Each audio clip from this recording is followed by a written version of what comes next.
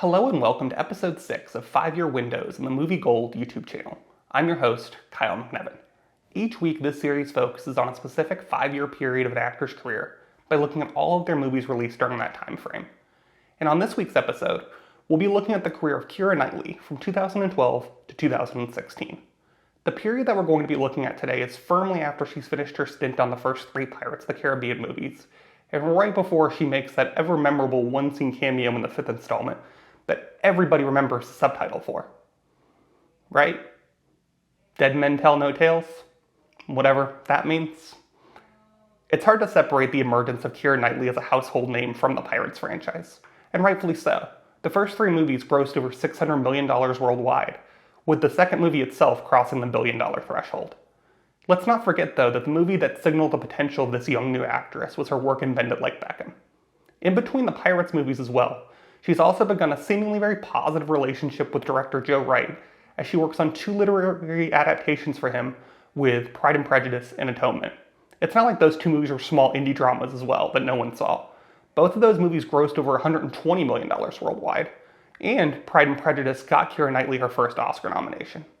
At least on the outside, it seems like Knightley is acclimating herself quite well and validating her status as a box office draw in franchise films, while also getting the opportunity to showcase her talents in these somewhat smaller movies, but that are still doing quite well with the American audience. In 2007, in the lead up to the 3rd Pirates movie releasing, Knightley even expressed her desire to step out of the box into some different roles when she said, quote, "Pirates is like a glass of champagne. It's got a lot of bubbles and they make you happy. That's great, but if I was only doing that, then I'd get incredibly bored.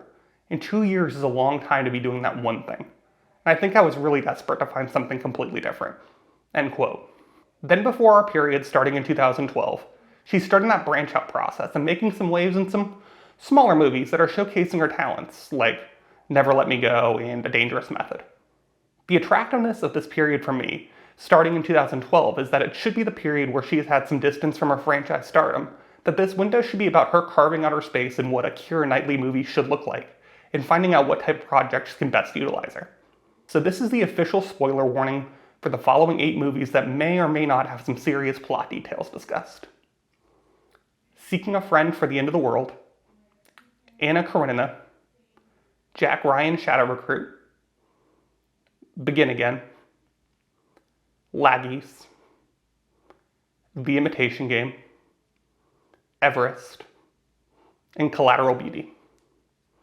The first film in this run for Keira Knightley is Seeking a Friend for the End of the World from director Lorraine Scafaria and releasing on June 22nd, 2012. I had already seen about half of the movies in this window, and this was the movie I was most sure that I was going to do a 180 on.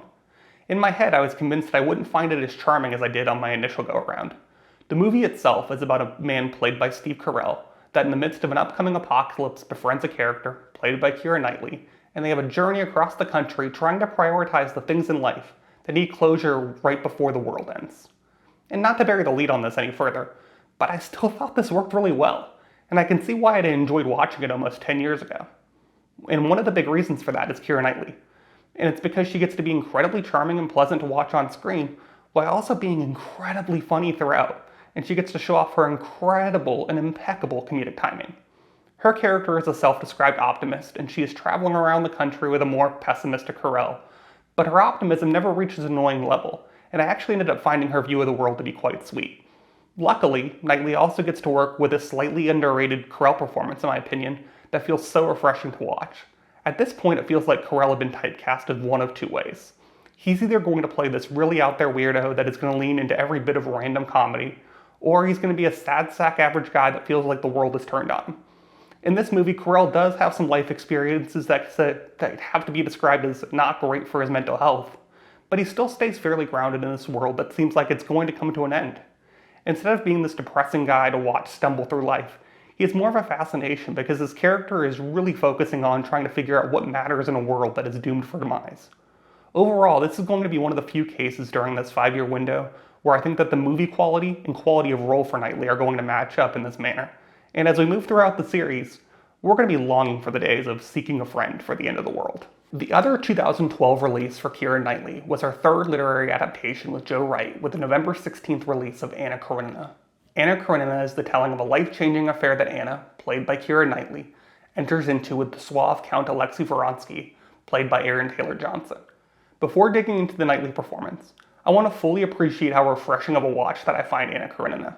Sometimes when I'm trying to pin down the exact 5-year window for an actor or actress to cover, I'm trying to find those movies that would get me excited to rewatch. Anna Karenina certainly falls into that category for me, because Joe Wright is able to take this material that could easily fall into the stuffy trappings of a costume drama, and inject it with some dynamic energy that includes camera flourishes and actually using a stage for the setting of the movie. In a Guardian article from 2012 that talked to the creative team on Anna Karenina, cinematographer Seamus McGarvey is credited with just how much of an undertaking and unique project this was.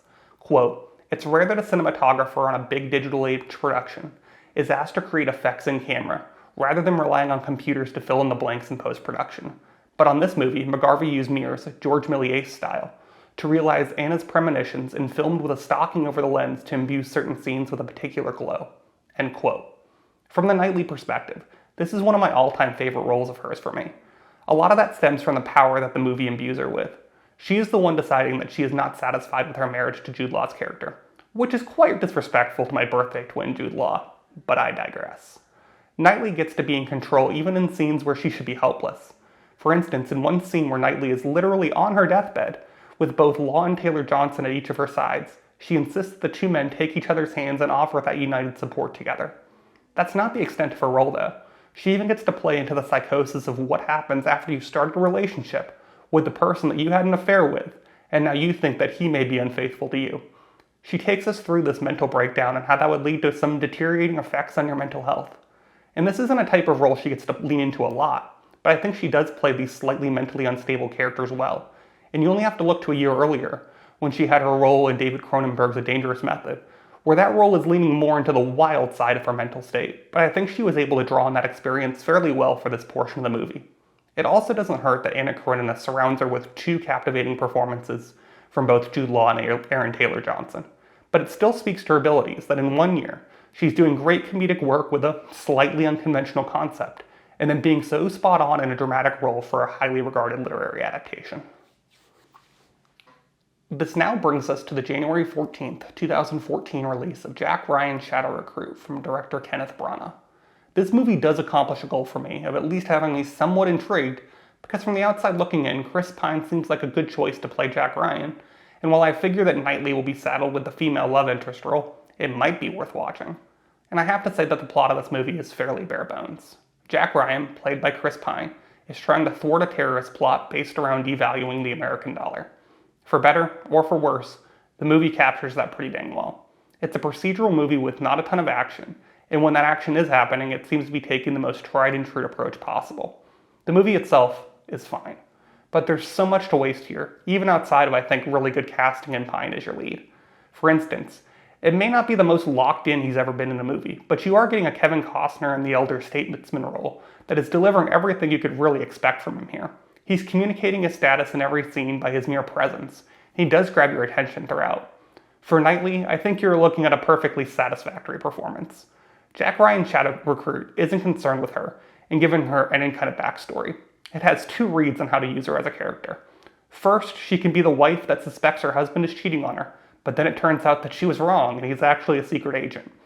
The other aspect she gets to portray is aggressively trying to flirt with a terrorist to try and distract him while Jack Ryan breaks into his office.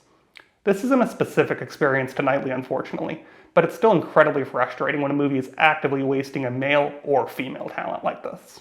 Another rewatch came for me with John Carney's Begin Again, which was released on June 27, 2014.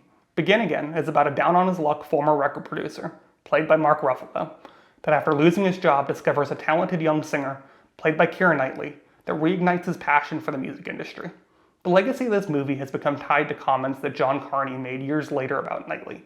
Carney whined to the Hollywood Reporter about how difficult it was making a music movie with non-musicians and how he, quote, learned that I'll never make a film with supermodels again, end quote.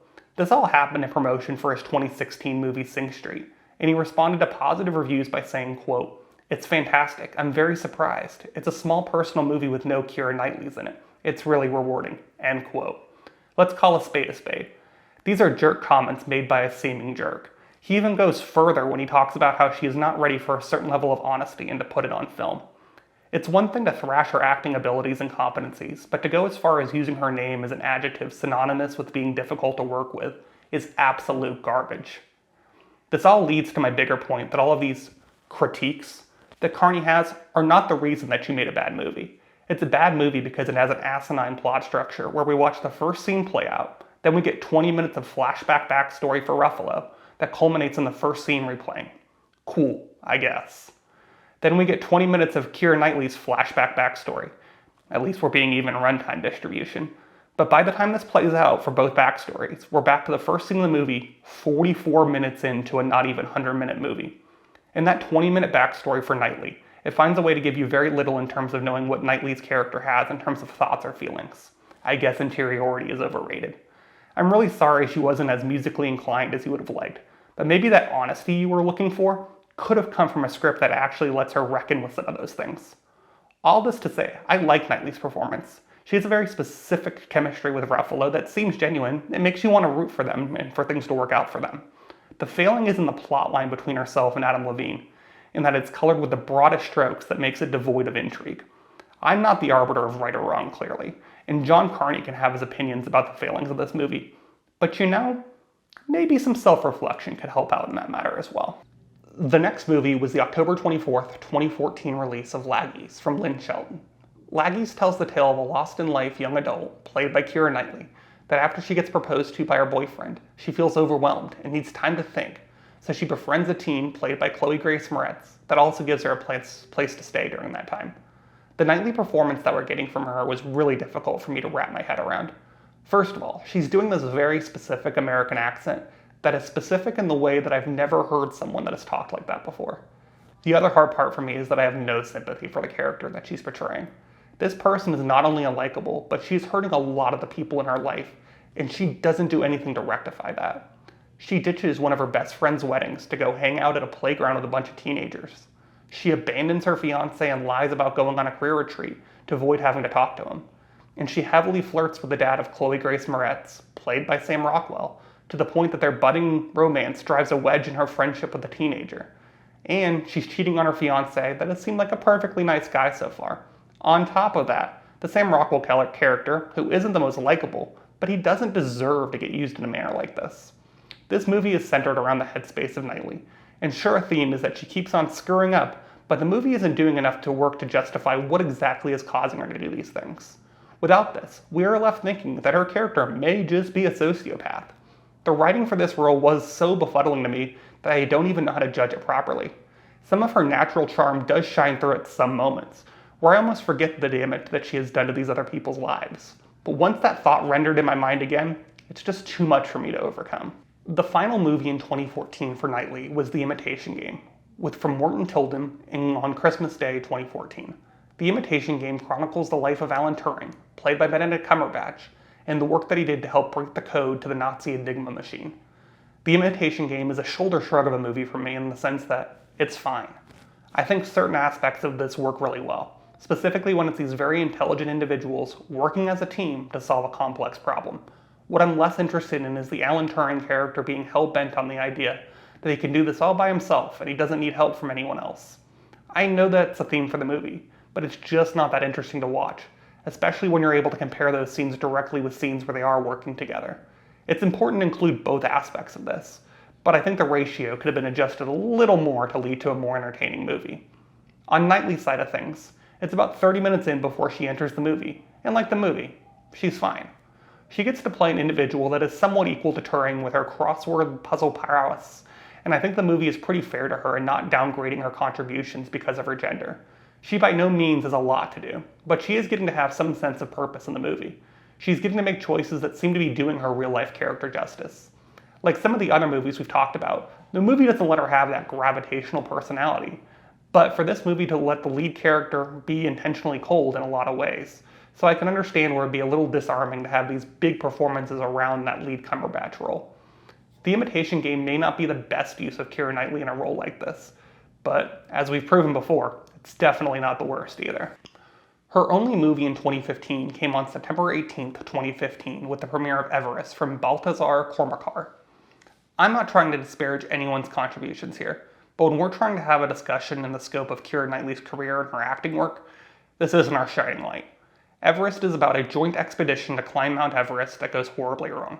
In the movie, Keira Knightley gets to have, by my count, 6 scenes, and 4 of those are her on the phone with her husband being a concerned wife. I'm not breaking any news by pointing out that these type of roles exist, but what was even more odd to me is that there's some other female roles of people on the mountain that are helping out with the expedition and ultimately trying to bring everyone home alive. Those seem like much more fitting roles that would let her stretch her performance muscles a little more. She did a good job as the pregnant wife on the phone, checking on the progress of whether her husband is going to make it off the mountain or not. And I actually liked the movie pretty decently. It's able to capture some pretty spectacular things on camera. But sometimes, I wish that one of those spectacular things would have been Keira Knightley in a scene without a phone in her ear. The final movie of this run for Keira Knightley is the December 16th, 2016 premiere of Collateral Beauty from David Frankel. I'm not gonna lie to you, I was absolutely dreading having to watch this movie. I had seen it before, and I had been working pretty actively to forget that it even happened. However, over 5 years have passed, and I had this lingering thought that maybe I just wasn't ready for the Collateral Beauty the first time. And maybe some new life experiences would change my perspective on what was going on here. Enough preamble. I still think this is one of the bleakest movies I've ever seen, and it makes me actively question if there's any good in humanity.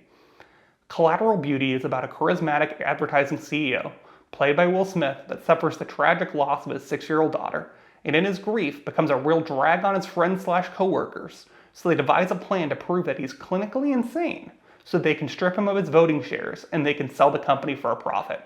Does that sound bleak enough for you? What about the fact that when they hire a private investigator, it is discovered that Will Smith writes letters to the concepts of love, time, and death? So Edward Norton's character sees that as an opportune time to hire actors to play each of those concepts to help him work through those feelings that he's having. Just wait, there's more.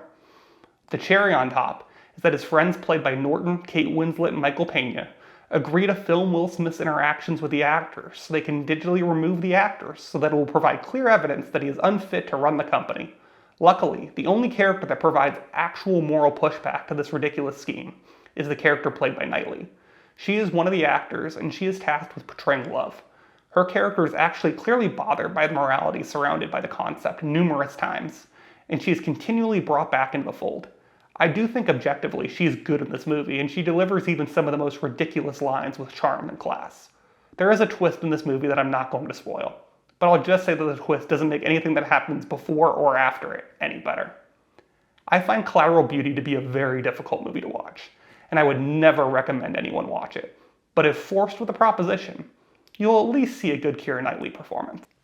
It's clear after making our way through these 8 movies that the high point for our series were those first 2 movies. Each successive role offered a new kind of disappointment of how she could have been better used or how the movie quality itself wasn't quite up to snuff. This clearly wasn't the best run of movies for her, but I think it's important to illustrate how someone coming off a big run of blockbuster and indie success can still get let down by the Hollywood machine. The good news, though, is that after this period, she's had a decent run of movies that she gets to star in where the movie quality and the role quality have come into place for her, in my opinion. Specifically, if you haven't seen Colette, and you're itching to see a more recent Knightley performance where she is getting to be one of the leads and she's getting that room to shine, I couldn't recommend giving it a watch more. So thanks for joining me on this episode of 5 Year Windows. If you enjoyed the episode today and want to be notified when the next episode drops, please like the video and subscribe to the channel. It always helps to know what people are thinking of the videos. As always, if you have some actors or actresses that you think would be a good topic for the show, leave those down in the comments below. Our subject next week is going to be the illustrious career of Audrey Hepburn from 1953 to 1957. Again, thanks so much for watching and have a great day.